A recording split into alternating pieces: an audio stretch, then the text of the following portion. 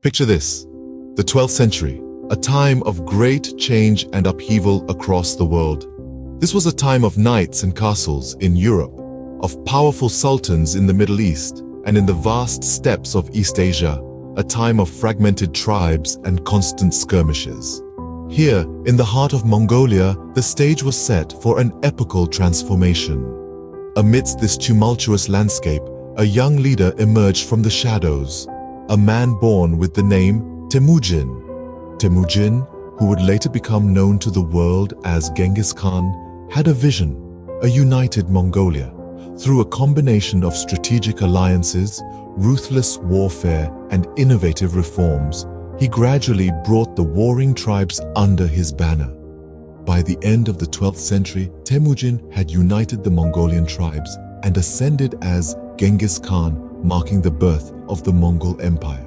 A Genghis Khan, once a child of the Mongolian steppes, now commanded an empire. Born as Temujin, this charismatic leader rose to power through a combination of military genius, political savvy, and sheer force of will. His rule marked the beginning of an era of Mongolian expansion that would forever change the face of Eurasia. One of his first major campaigns was the conquest of the Jin dynasty in northern China. The Mongols, traditionally a nomadic horse-riding culture, were at a technological disadvantage against the fortified cities of the Jin.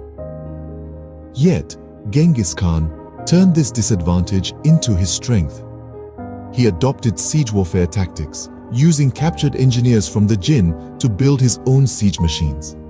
This innovation, coupled with his disciplined cavalry, led to the fall of the Jin capital Zhongdu in 1225.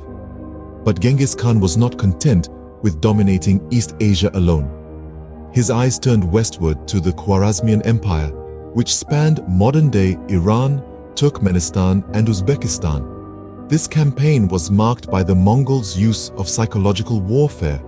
They would send a small force to attack a city, then pretend to retreat, drawing out the enemy. Once the enemy was engaged in a wild chase, the main Mongol force would emerge and encircle them. This deceptive tactic, known as the feigned retreat, was devastatingly effective, leading to the downfall of the Khwarezmian Empire by 1223. These conquests were not just about territory, they were also about establishing a new world order under Mongolian rule. Genghis Khan's empire was characterized by meritocracy, religious tolerance, and a universal law code known as Yasa. He was a brutal conqueror, but also a visionary leader who laid the groundwork for one of the largest land empires in history. Genghis Khan's reign was a time of rapid expansion, transforming the Mongol Empire into a fearsome force. His innovative military strategies and his visionary leadership continue to be studied and admired to this day. Genghis Khan's death in 1227 did not mark the end of the Mongol Empire, but rather a new chapter. A chapter that saw the Mongol Empire expand further under the rule of Genghis's successors, notably his son Ögedei and grandson Kublai Khan. Ögedei Khan, Genghis's third son, ascended to the throne in 1229. His reign was marked by an aggressive expansion policy. He continued his father's dream of a global Mongol Empire, leading the Mongol hordes westwards into Europe. The invasion was a shock to the European powers, who were unprepared for the speed and ferocity of the Mongol forces. The Mongols swept through Russia, Poland, and Hungary, leaving a trail of destruction in their wake. By the time of Ögedei's death in 1241, the Mongol Empire had stretched its boundaries to the gates of Vienna, marking the furthest extent of Mongol conquest in the west. The baton of leadership then passed to Genghis's grandson, Kublai Khan. Unlike his predecessors, Kublai was more interested in governance and administration than expansion. He moved the capital to Beijing and established the Yuan dynasty in 1271, marking the beginning of Mongol rule in China. All empires, no matter how vast, meet their end. The Mongol Empire was no exception. It was an entity carved out of the heart of Asia, stretching from the Pacific Ocean to the fringes of Europe. But even its might couldn't withstand the test of time.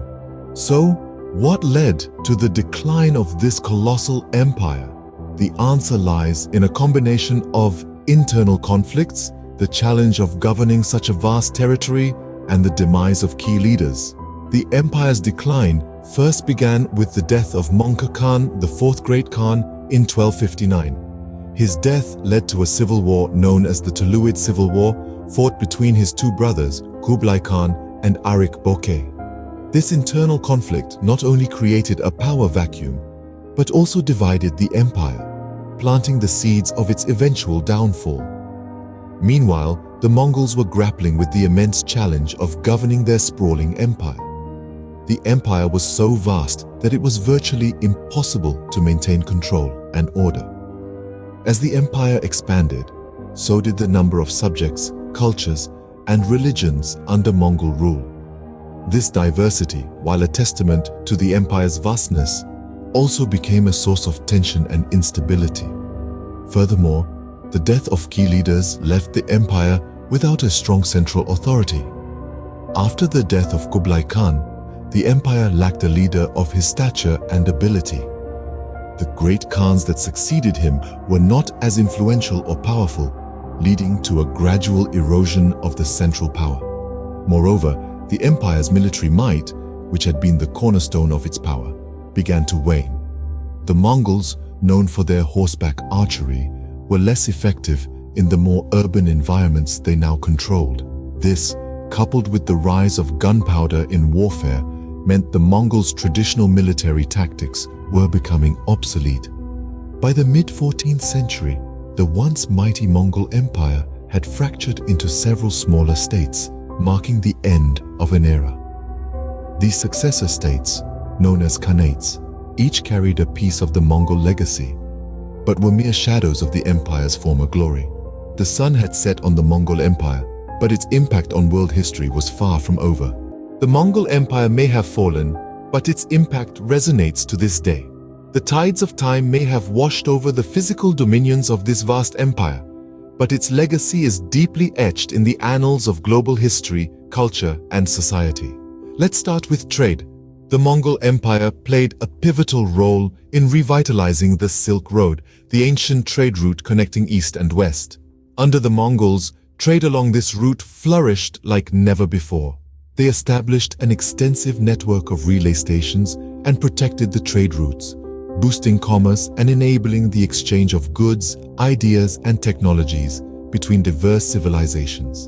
In the realm of culture, the Mongols, despite their reputation for brutality, were surprisingly open-minded. They encouraged cultural exchange, assimilated local traditions, and were patrons of the arts and sciences. This cultural dynamism fostered an environment of learning and creativity, leading to a remarkable period of intellectual and artistic growth. Speaking of technology, the Mongols were instrumental in disseminating technological innovations across the territories they conquered. They introduced gunpowder weapons to the West and spread printing and paper-making technologies, among others. These advancements had far-reaching implications, accelerating the pace of technological progress and shaping the course of history. And let's not forget the political legacy. The Mongol Empire's administrative strategies and legal codes influenced subsequent empires and modern governments. The concept of a unified empire with equal laws for all subjects, regardless of their ethnicity or social status, was revolutionary for its time. From a collection of tribes to the largest contiguous empire in history, the Mongol Empire's story is a testament to the indomitable spirit of humanity. It's a tale of conquest and adaptation, resilience and innovation, power and legacy. As we navigate the complexities of our modern world, we are, in many ways, walking in the footsteps of the Mongols, guided by the echoes of their empire's influence.